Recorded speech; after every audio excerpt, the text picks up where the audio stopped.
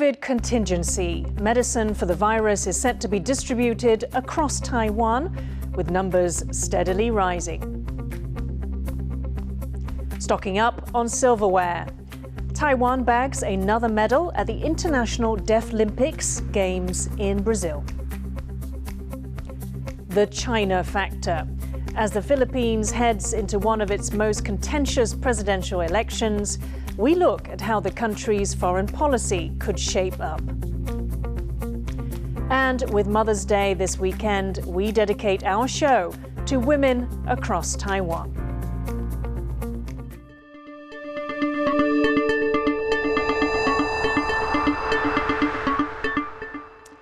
Welcome to TaiwanPlus News. I'm Yin Khvat. Let's start with some news headlines from Taiwan and around the world. Taiwan is introducing more measures to deal with its ongoing COVID-19 outbreak. With over 36,000 new domestic cases today, the government is changing its procedure on positive test results. And as Eric Gao reports, much of the country now will have access to oral COVID medication. Boxes of the drug Paxlovid are being distributed around the country. Taiwan has ordered 20,000 courses of the oral COVID-19 treatment, which helps prevent infections from becoming severe. 各地方卫生局收到这个药物之后，实际上都会开始跟这个居家医疗的团队、居家照护团队以及药局这边来合作，能够让我们居家照护的确诊者能够来获得这个药物。With cases rising by tens of thousands each day, counterfeits of the medication have started appearing online.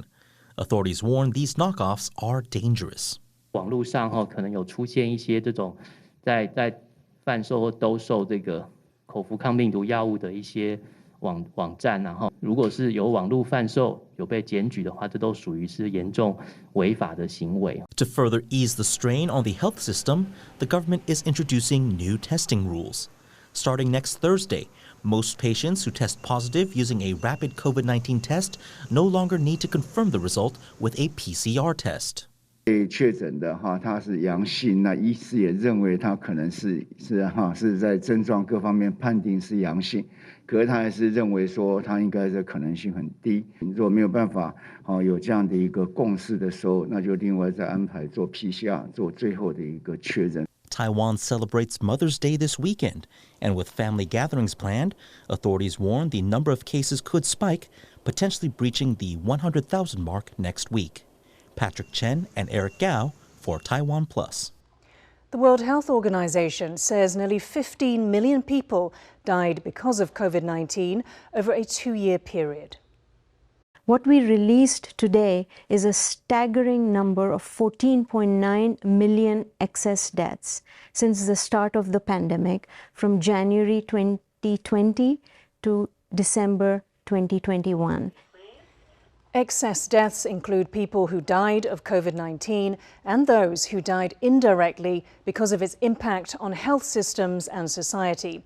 The official death toll, which consists of numbers reported to the health body, is much lower at just 5.4 million. The WHO said most excess deaths were concentrated in Southeast Asia, Europe, and the Americas. Ukraine today could be East Asia tomorrow, according to Japan's Prime Minister. Fumio Kishida was speaking in London at a meeting with his British counterpart, Boris Johnson.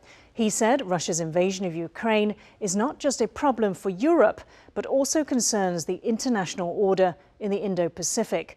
Taiwan has raised its alert level following Russia's invasion of Ukraine. The country is wary that Beijing might make a similar move.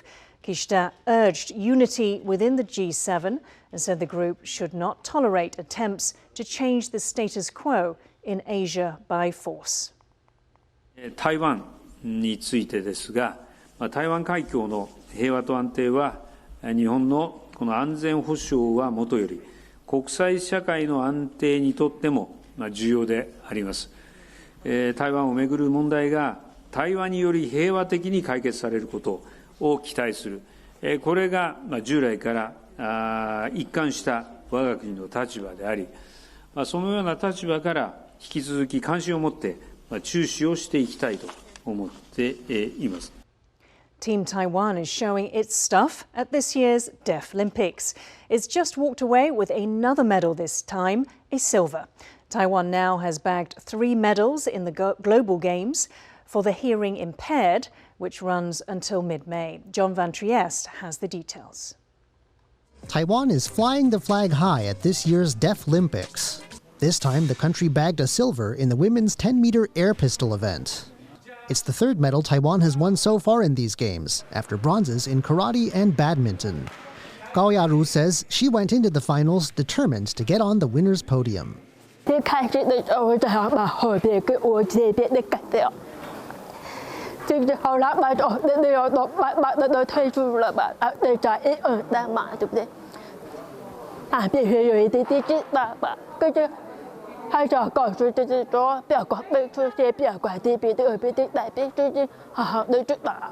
Ukrainian Ina Afonchenko took the gold in the event.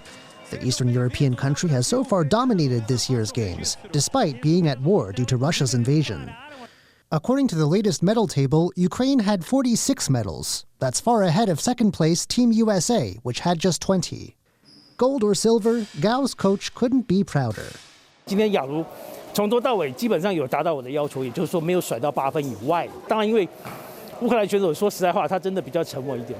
This year's games, held in the Brazilian city of Caxias do Sul, run until May 15th.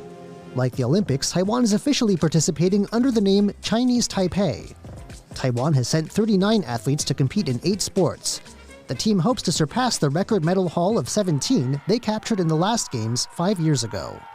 Klein Wang and John Van Trieste for TaiwanPlus. It's been the most tumultuous tenure of any leader in Hong Kong since the city transformed from a British colony to a special administrative region of China in 1997. Carrie Lam governed over the pandemic, violent mass protests and the imposition of a wide-ranging national security law. This weekend, her successor will be named. Ryan Ho-Kilpatrick takes a look back at her contentious legacy. Hong Kong Chief Executive Carrie Lam will leave Government House for the last time next month, calling curtains on a 5-year term that has turned Hong Kong upside down. When she first assumed the territory's top job in 2017, she was welcomed as a peacemaker. The city's first female leader was seen as someone who could help heal the city after shattered hopes of democracy led to the sustained protests in 2014, known as the Umbrella Movement. But the simmering tensions didn't cool off under her reign. They exploded. It all began in mid-2019 when Lam proposed a bill that would allow criminal suspects to be extradited to Communist Party-run courts in mainland China. Carrie Lam pushed this legislation through LegCo in spite of massive protests and also in spite of opposition, very considerable opposition, from the traditional supporters of the government. As this opposition mounted, Lam only became more determined to pass the bill. In June 2019, 2 million people, about a quarter of Hong Kong's population, took to the streets against the extradition bill. Activists say Carrie Lam responded by pushing harder to pass the bill, in turn pushing citizens to the brink. They decided to close down all the political avenues for the pro-democracy camp to be involved in the system, be involved in daily politics, and then to basically silence us. At that moment, a lot of people, not only for us, but for more moderate Democrats, they were feeling that the room for positive negotiation, a positive interchange with the Beijing government was dwindling. And up to a point when the 2019 protests took place, we all realized that the room is basically minimized, that there's no meaningful interaction anymore. And Hong Kong people were so angry about it and they started to resist. Lam eventually backed down, and in July 2019, she announced the extradition bill was dead. But it was too late. It had ignited the undercurrent of discontent with Hong Kong's government and Beijing's tightening grip. I personally have to shoulder much of the responsibility.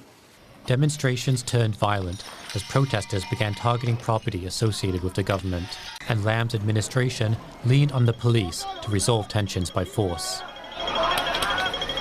The government insisted that a silent majority of Hong Kongers supported them, But elections in November that year saw pro-democracy candidates take over 90% of local councils. It was the biggest landslide in Hong Kong's electoral history. If you look at the track record of Chinese Communist Party at selecting our leaders, it has not been particularly good.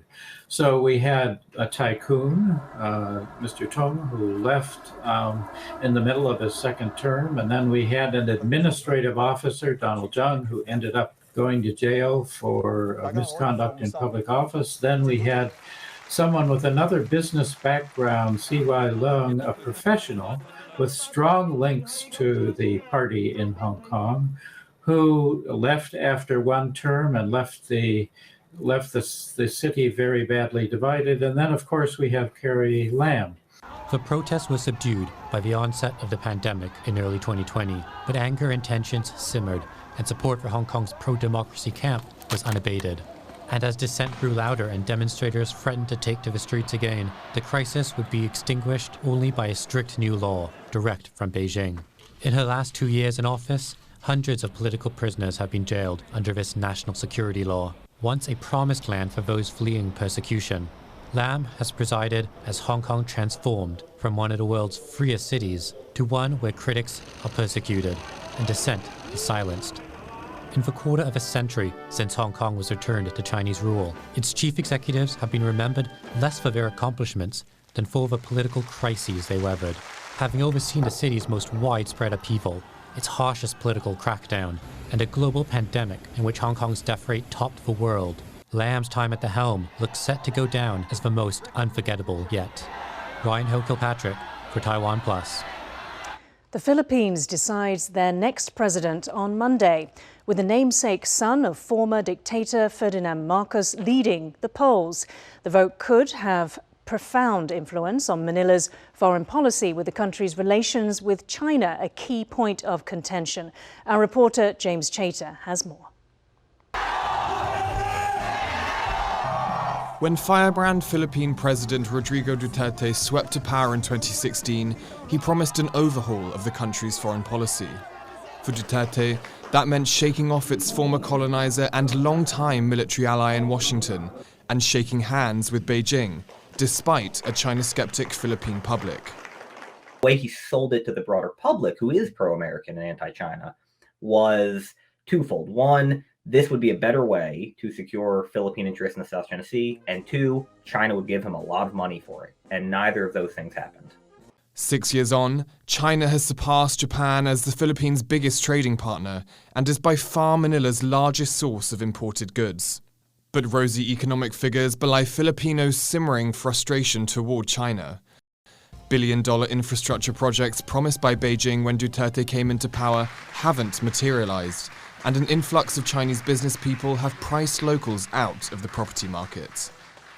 The Philippines didn't really get much from China in terms of the concessions that the administration is expecting, especially given that the Philippines took a position that ultimately, I would say, sacrificed its national interest. All that poses a problem for the man currently bidding to be Duterte's successor, the namesake son of the former dictator, Ferdinand Marcos Jr. Duterte's party has backed Marcos Jr. in the upcoming election. His daughter Sara is Marcos's running mate for vice president. And that association has left some fearful Marcos too will be soft on China. I think Marcos would even double down on establishing partnerships with China, at least at the economic realm, and would try to shelve the West Philippine Sea dispute as much as it can. Again, at the expense of what the Philippines won in 2016. 2016 was a watershed moment for the two sides. That year, The Hague rules China's claim to waters within this so-called 9-dash line had no legal basis. Beijing lays claim to 2/3 of the South China Sea, through which 60% of global maritime trade passes. Filipinos now call this the West Philippine Sea. China rejected The Hague's decision, and since then, so-called Chinese maritime militia have hounded Philippine fishing boats in disputed waters. Anti-China protests are held on the anniversary of The Hague's ruling. Dapat gawa ng aksyon na para implement yung ating pagkapanalo o mapatupad yung pagkapanalo natin sa arbitral tribunal. Analysts say Beijing's intransigence on the issue has deeply damaged its reputation. The fact that China seems incapable of changing its behavior or unwilling or uninterested in changing its behavior, I think suggests to many Filipinos that China doesn't take the Philippines seriously, doesn't treat the Philippines as a co-equal state in the international system. With just days till the election, Marcos Jr. is polling far ahead. That's despite strong grassroots support for leader of the opposition and current Vice President Leni Robredo, a human rights lawyer who's seen as having a tougher stance on China. She was very firm and clear in asserting what has been achieved or won in the 2016 PCA ruling. And she is very firm in upholding that particular document when it comes to jumpstarting any type of conversation when it comes to our territories in the West Philippine Sea. Regardless of the candidate's position on maritime disputes with China, the winner of the May 9th election will need to balance between the country's largest trading partner in Beijing and traditional security ally in Washington. A dilemma increasingly faced by leaders across the region. Alex Chen and James Chater for TaiwanPlus. With Mother's Day round the corner, we now have a TaiwanPlus special featuring some of our favourite female heroes with Erica Liu.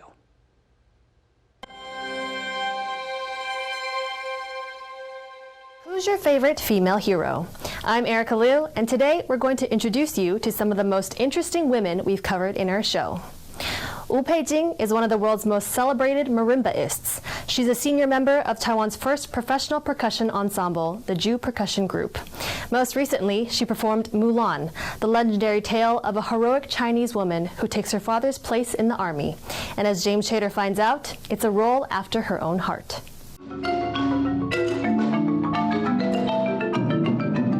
With 3 sticks in each hand, this marimba playing Mulan dramatizes an internal battle between love of family and duty to country. 这个是很棒，就是可以把这种这么经典的一个木兰，然后用音乐，然后用自身的这种在打击上的学习去转换给大家，我觉得非常难得。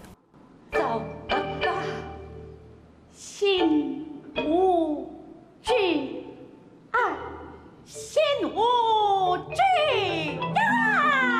Mulan has become one of Chinese history's most famous tales. It tells the story of a courageous woman who impersonates a male soldier, all to spare her ailing father conscription to the army. In Dual Percussion Group's recent production of the story, Mulan is played by the group's senior member, Taiwan's world-renowned marimbist Wu Peijing. 那当然，你在打大战的部分，他已经从军多年嘛，是一个将军，所以他的气度跟感觉就又不一样了。所以当我在演奏那个定音鼓的时候，我就觉得我就是一个大将军。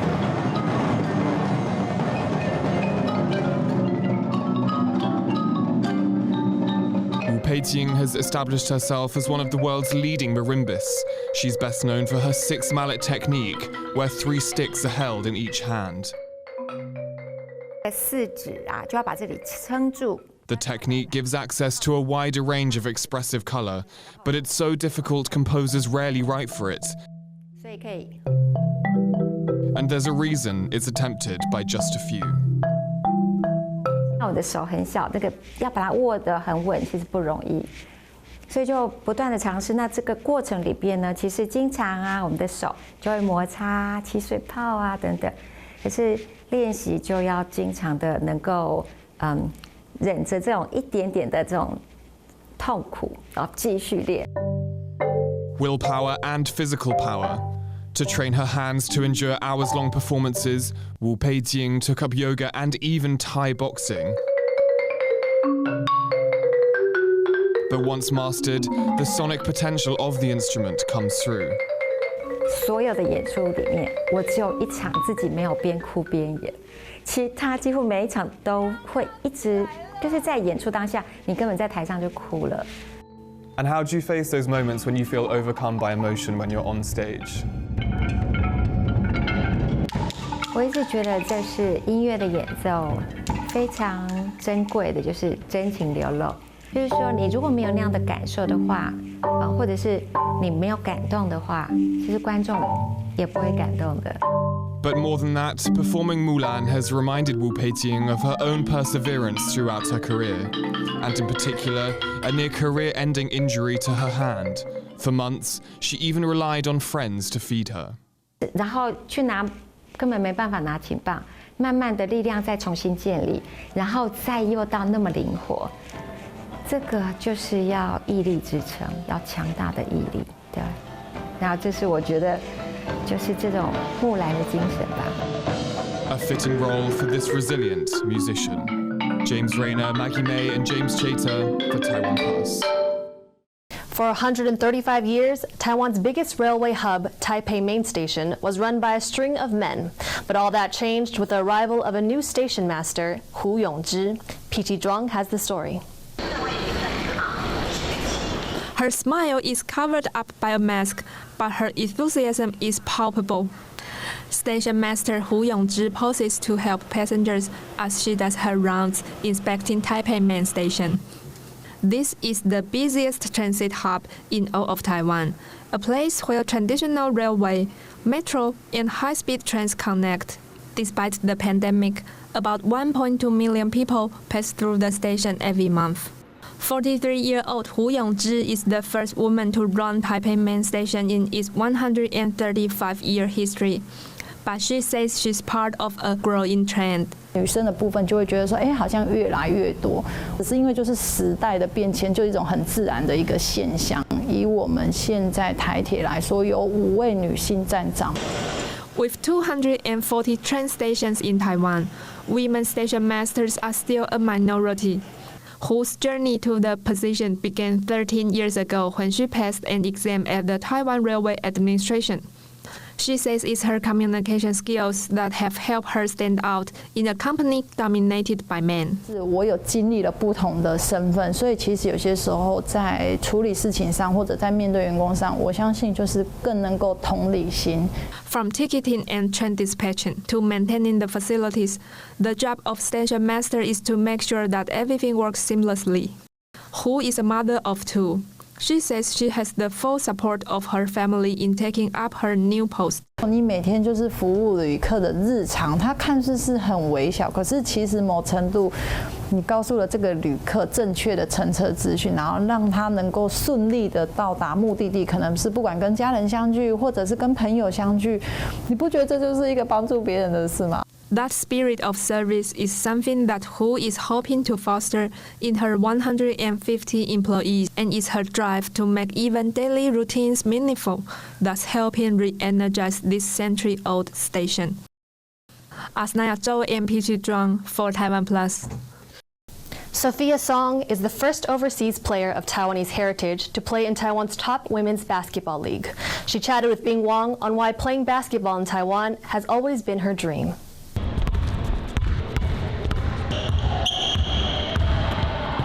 24-year-old Taiwanese-American Sophia Song has been playing basketball most of her life.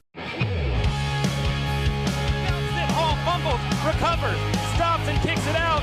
Song a 3, bullseye! Sophia Song gives UC Davis a 2-point lead. A star athlete in high school, she received a scholarship to play at the University of California, Davis, a powerhouse basketball school. She attributes her on-court success to her father.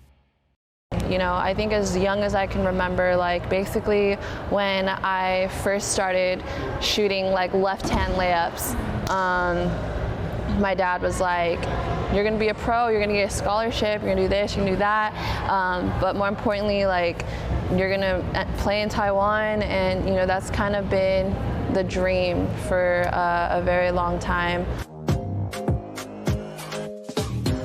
This year, she realized that dream. She became the first overseas player of Taiwanese heritage to play in Taiwan's top women's basketball league. But her biggest influence and role model wasn't there to see it. Well, unfortunately, he got sick around my freshman year of college. He didn't pass away, but he is in a coma, so it feels like I've lost him, even though he is still here. 那我们可以看到，在场边要换上的是大家非常期待的宋佩欣。 When Taiwan's Women's Super Basketball League amended rules this year to allow teams to recruit players of ethnic Chinese and Taiwanese heritage, Song jumped at the opportunity. It's the first time Song has been to the country. It was a little scary, but literally, like, my family is here, so it doesn't feel like I'm in a completely different place. You know, it's more like I'm rediscovering like a part of myself that has been tucked away for so long, just because I've been in America. That rediscovery has led to a renewed passion for the sport. No, like, I'm actually doing this for me. Like, I love the sport of basketball because of me, and I think, like, you know, it's easy to say, but for the longest time, like, I was doing everything for my dad. When the new season kicks off this month, Song wants to make herself at home on the court and make her father proud. And she's hoping to inspire more people of Taiwanese heritage to return to their roots and play basketball in Taiwan. Patrick Chen and Bing Wang for TaiwanPlus. Thank you for watching Taiwan Plus News. I'm Yin Khvat. Finally, today we leave you with images of animal families at the Taipei Zoo to celebrate the upcoming Mother's Day. For more stories from Taiwan and around the world, please download the Taiwan Plus app. Stay safe and see you next time.